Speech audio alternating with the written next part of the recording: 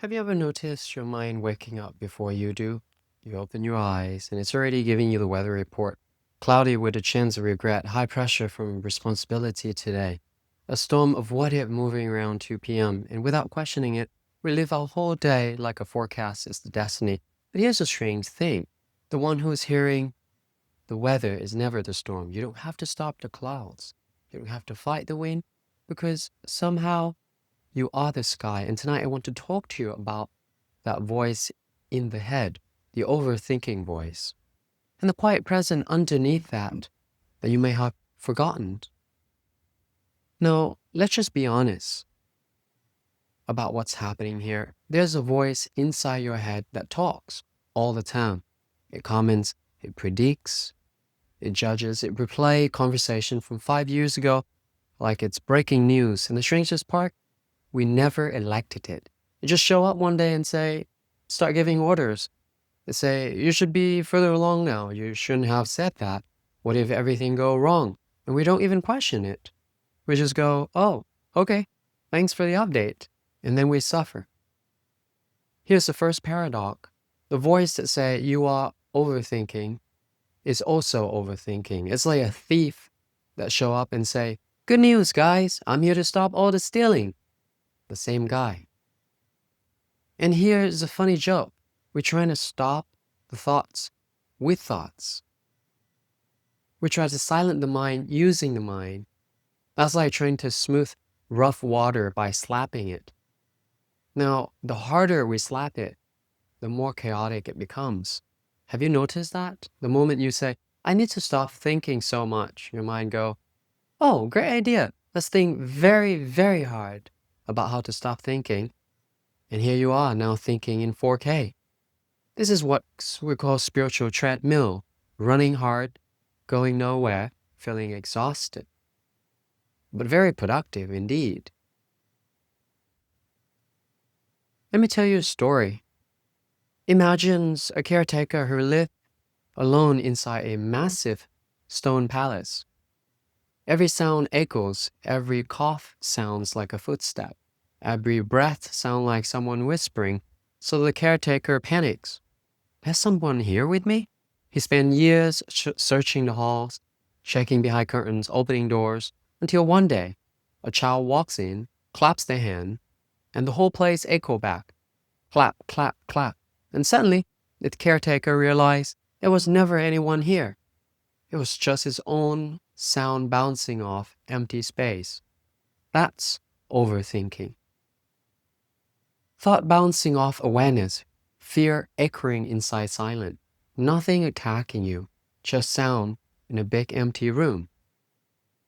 So, we ought to ask the questions, why do thoughts feel so personal? Why does it feel so powerful? Well, because we're mistaking them for identity. But think about this. You can hear your thoughts, which mean they are objects in your experience, and whatever you can observe cannot be what you are. If your mind were truly you, there would be no listener, just noise. But there is a listener, something quiet, something aware, something that notices the noise. That's the part of you that never panics. Picture this. A wild marketplace, every vendor screaming, buy this worry, limited time fear, final sales on regret. And most people live their whole entire lives shopping.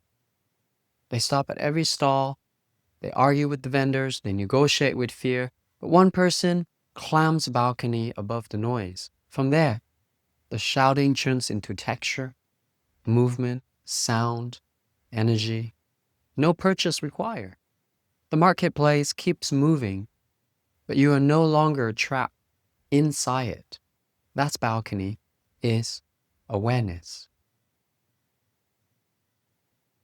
Here's something most people don't realize. Overthinking is usually guarding a feelings. Under the spinning thoughts is a sensations that we don't want to feel. Grief, shame, loneliness, fear, so on. So the mind creates stories to keep you distracted from the raw energy underneath. It's like having a thorn inside our arm. Instead of gently removing it, you build this whole cage around it, and then you spend your entire life protecting the cage. If you simply allow the feeling without commentary, without the story, it passes like wave. Energy wants to move. Only the story traps it. Here's another story to demonstrate that. Two reeds standing in a river. One reed stiffens and says, "I will not bend." The current snaps it instantly. The other reed bows with every surge and stands again effortlessly. Same river, same force, different relationships. Overthinking is the stiff reed. Awareness is the bending reed. If you can hear the voice inside your head, you are not the voice. If you can feel the emotions, you are not the emotions. If you can watch fear, you are not fear. You are the screen. Thought is the movie. A horror film can play, but the screen never bleeds. So, what do you do about overthinking? Well, nothing dramatic, no war, no techniques, no spiritual performance of any kind. Just this. When the voice starts again, instead of fighting it, you gently notice it, and sometimes you even smile, because you recognize the character now. Oh, it's you again.